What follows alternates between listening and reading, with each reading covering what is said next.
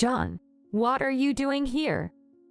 In the middle of the night, feeling that I heard a noise from upstairs, I went up the stairs and bumped into my husband coming out of our daughter's room. He seemed surprised to see me. Oh, I heard the noise too and went into Emily's room. She was crying because she had a nightmare. So I was comforting her. Would a daughter who usually keeps her distance from her father at her age really be comforted by him just because of a nightmare? It was a somewhat unconvincing explanation. After that, my husband's visits to our daughter's room at night became more frequent. Whenever I asked what he was doing, he invariably said that Emily couldn't sleep and wanted him to stay with her.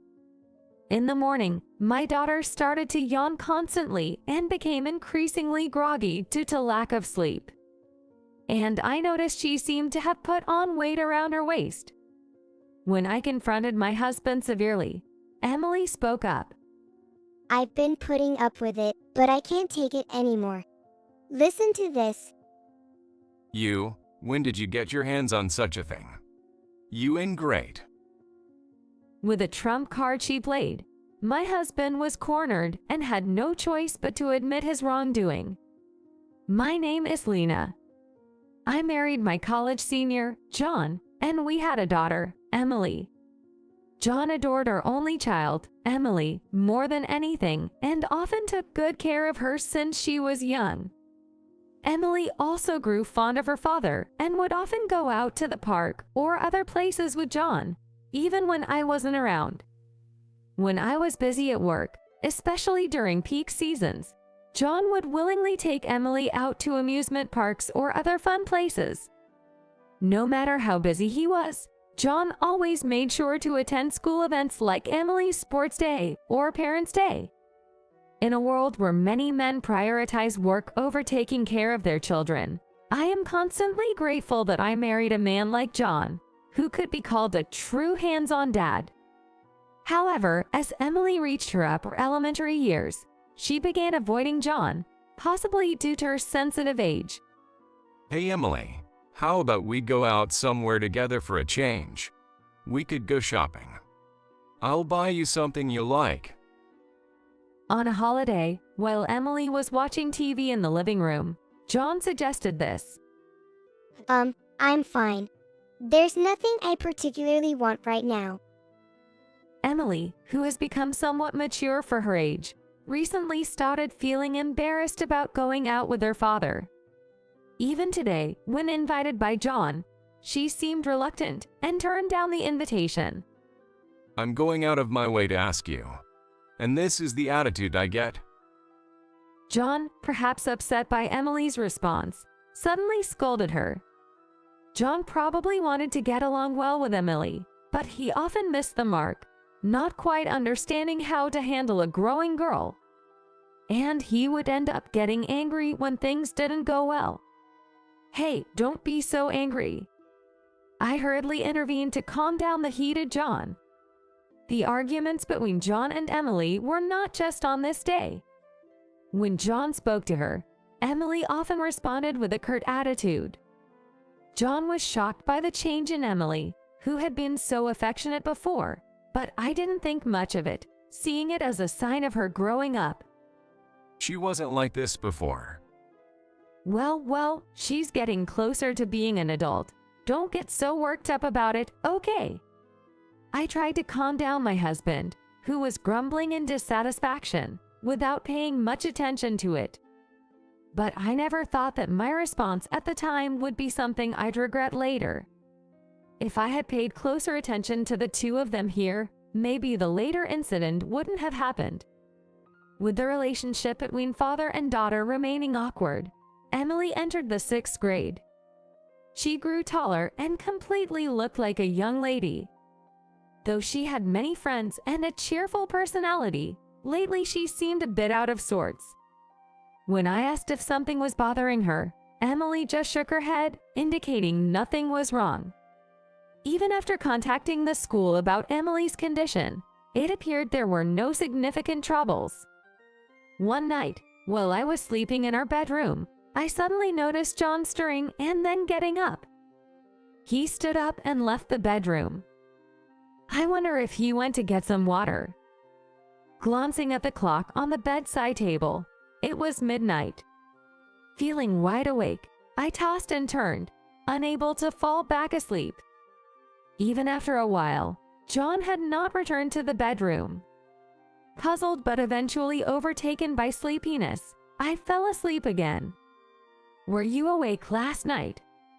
In the morning, while preparing breakfast, I asked John about last night. Well, I couldn't fall asleep. So I was in the living room. If you're waking up so often at night, maybe you should see a doctor. Even when I suggested this, he said there was no need because it wasn't bothering him much. Then one day, I noticed John getting out of bed and going somewhere again. At the same time, feeling thirsty myself, I got up from bed following my husband. Heading to the living room, I found it pitch dark and empty. Where's John?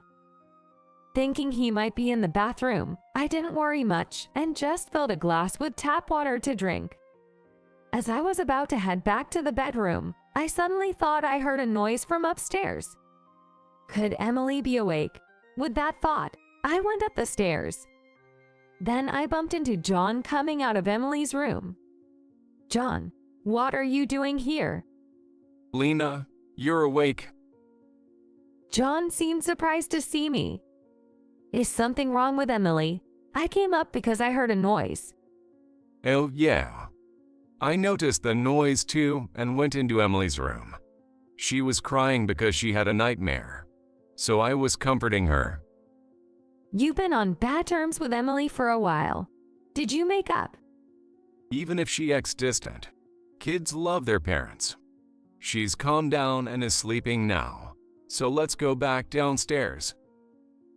Could Emily, who had been avoiding her father so much, really be comforted by him just because of a nightmare? It was an unsatisfying explanation, but urged by John to go back to sleep, we went down the stairs and returned to our bedroom. After that, my husband John started leaving our bedroom at night more often to visit Emily's room.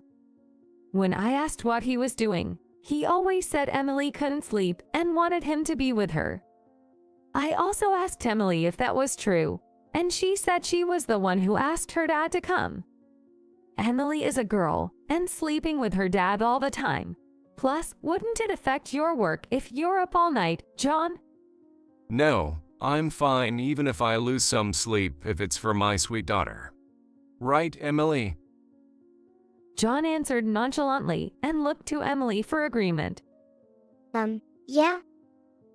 However, Emily's face, even as she agreed with John's words, looked clearly troubled.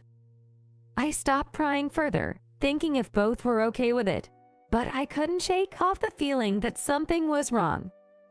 Then, in the mornings thereafter, Emily started yawning incessantly, showing signs of sleep deprivation, and often seemed absent-minded.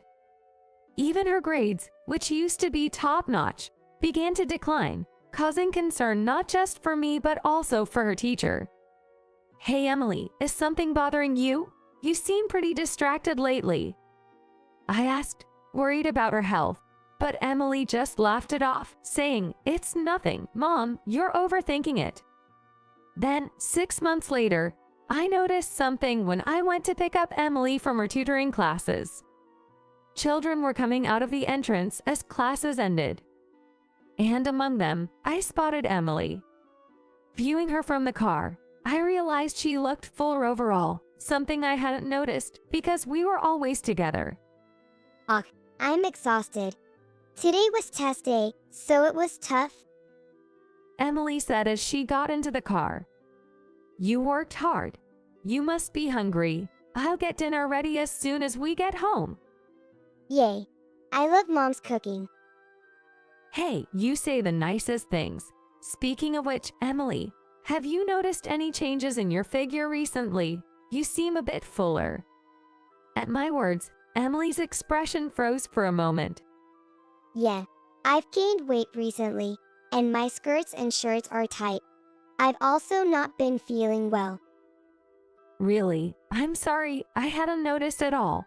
It might be something serious. Should we go to the doctor tomorrow?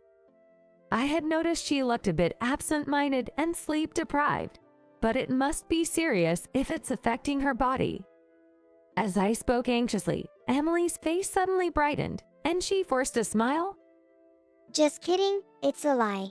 I just wanted to make you worry a bit. Maybe I'm just tired. It's really nothing. Forget about it. My daughter's attempt to dismiss her previous statements only made me more anxious. Could it be? Emily's clearly unnatural behavior made me feel like I understood the cause of the unease that had been building up. When we arrived home, I found John just as he was angrily ending a phone call. Stop making ridiculous accusations. He hung up the phone with a look of indignation. Who were you on the phone with? You seemed pretty upset. It's nothing, just a wrong number. Don't worry about it. John brushed it off with a laugh and said he was going out for his usual walk before leaving the house. Emily's condition, John's behavior. Feeling that something was amiss, I checked the phone John had been using to talk to someone. This number is. Searching through the call log, I was puzzled to see the displayed phone number. It was Emily's school number. Why would John show such anger? What were they talking about? And why lie about it being a wrong number? With a growing sense of unease, I felt I had to check and call the school. Identifying myself as Emily's mother, I inquired if something had happened concerning her. It turned out that John had been talking to the school nurse just before. The nurse answered the phone and explained. Hearing this, I was speechless with shock. During a recent physical exam, we discovered that Emily had developed shingles all over her body. We suspect it's due to stress, and I had just discussed this with her father, but he abruptly hung up, insisting that his daughter was fine. The nurse's tone was quite urgent. Despite this, why did John adamantly deny it? His unusual behavior made me suspect that the changes in Emily's health might be connected to him. I knew I had to uncover the truth immediately. Thinking this, I made a request to the school nurse. She agreed to help, considering it was for Emily's sake. I'm home. We need to talk. What's with that serious face? John, oblivious to my grave demeanor, just chuckled. The person you were talking to earlier was the school nurse, right? Why did you lie about it being a wrong number? John looked startled, probably not expecting me to call the school back. Well, you see, you worry too much. I heard the story, and it wasn't anything serious, so I didn't bother telling you. Nothing serious? How can you be so sure? Emily is clearly healthy. Saying she's sick is just a baseless accusation. John became defensive and argued back at my words. Baseless? Emily is showing signs of stress on her body. Don't you have any idea why her health might be changing? That's a baseless accusation. I don't know anything. Emily isn't saying anything either. Not saying anything? Who's been threatening her to keep quiet? I talked to Emily about everything while you were out for a walk. Pretending not to know won't help anymore. After hearing about Emily's condition from the school nurse, I immediately talked to Emily. At first, Emily was tight-lipped, but after I gently persuaded her, she tearfully confessed. Emily had been coerced by John to sleep in the same bed with him at night.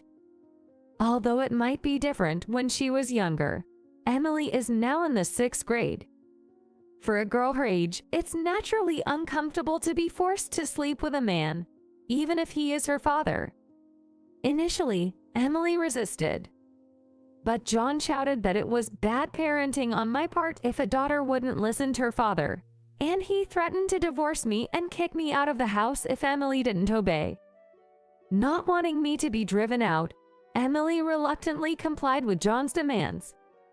However, just the thought of sleeping next to John made it hard for her to breathe, resulting in stress-induced shingles all over her body.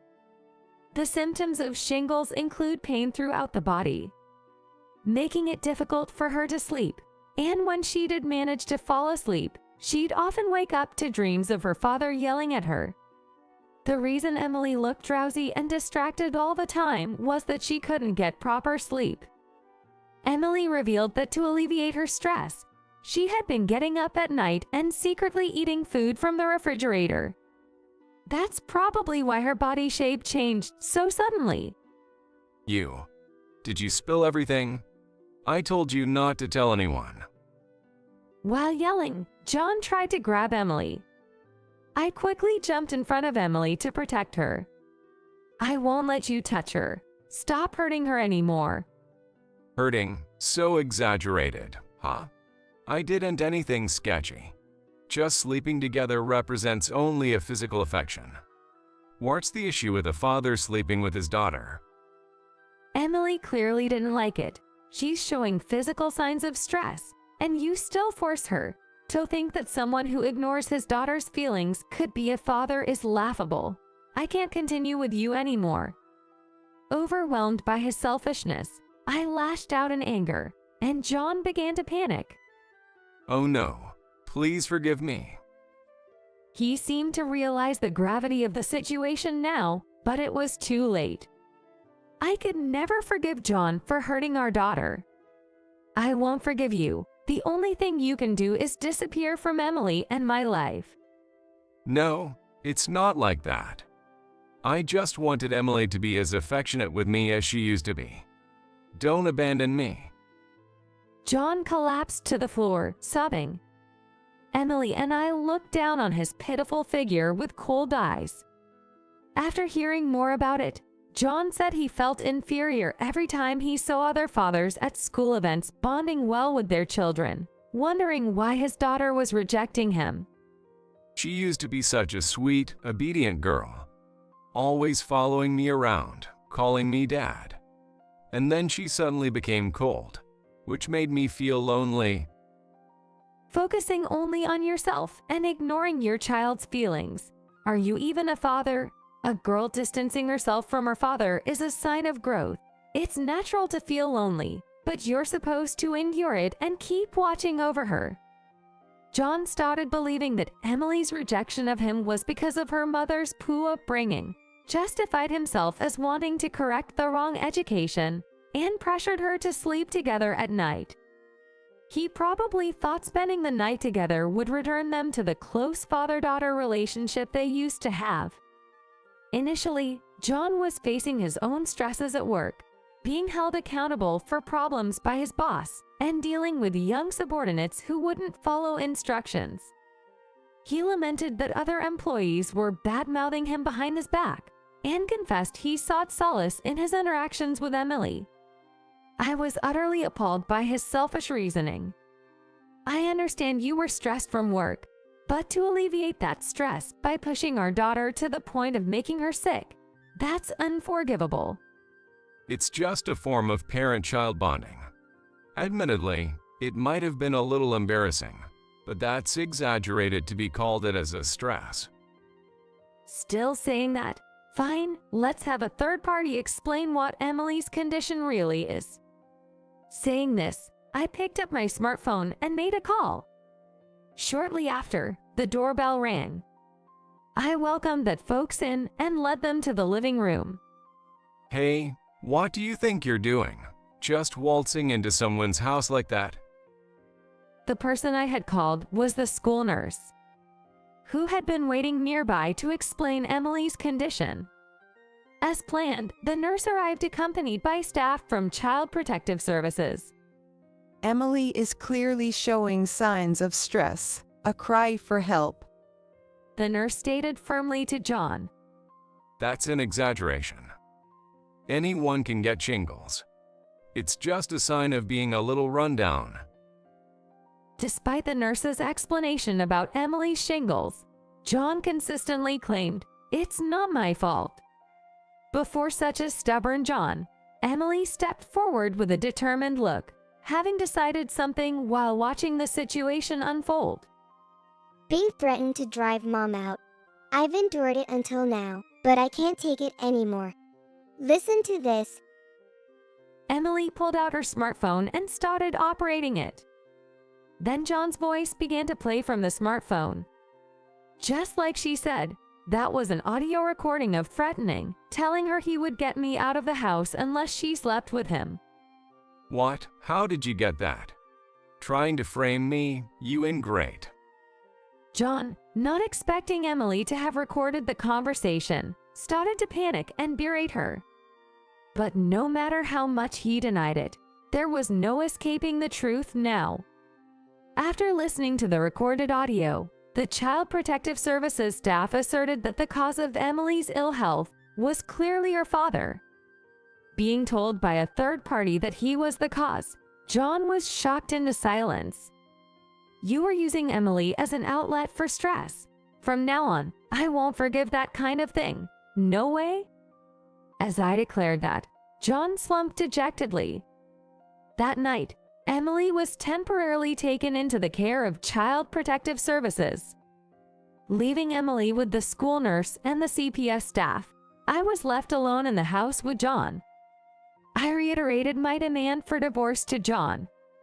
Hey, reconsider this whole divorce thing, will ya? I admit I may have pushed her despite her reluctance, and I'm reflecting on it. So, I'm gonna turn over a new leaf from now on. No matter how much you resist, the divorce is final. Do you think Emily wants to live with you after all this? Neither Emily nor I can continue with you. No, I refuse. I will never allow divorce. Despite my explanations, John refused to accept the divorce until the very end. This conversation is just going to stay at an impasse if we continue like this. Realizing we were getting nowhere, I declared that we would proceed with the divorce through a lawyer. As I packed my things, John tried to stop me, but I brushed him off and left the house. I couldn't bear sharing the same air with him any longer. I decided to stay at a hotel for the night and planned to pick up Emily from the child services the next morning. John called many times after that, but I continued to ignore his calls. There was no point in talking to someone so unreasonable. I blocked John's number. Eventually, he kept resisting the divorce, and we had to hire a lawyer to proceed with the negotiations. With this school nurse's testimony and the recognition of John's repeated harassment of Emily, the divorce was finally granted. Of course, I won custody of Emily. John stubbornly insisted on visitation rights, but when I threatened to demand a substantial amount of alimony, he reluctantly gave up. I heard through the grapevine that John remained in the house we left, but the shock of the divorce seemed to drain his will to work, leading to his dismissal from the company after continued absenteeism. He reportedly lived a disordered life until he could no longer pay for utilities, resulting in a cutoff of services, and eventually, he had to sleep in public parks out of necessity. While I pity John's situation, considering what he did to Emily, I cannot forgive him even now after the divorce. I will likely never see John again.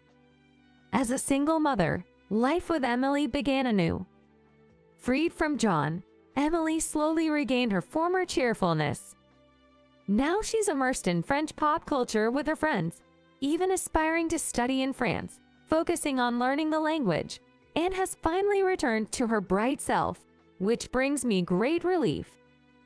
Though challenges lie ahead, I'm committed to raising my precious daughter and protecting her smile. That's the vow I made to myself.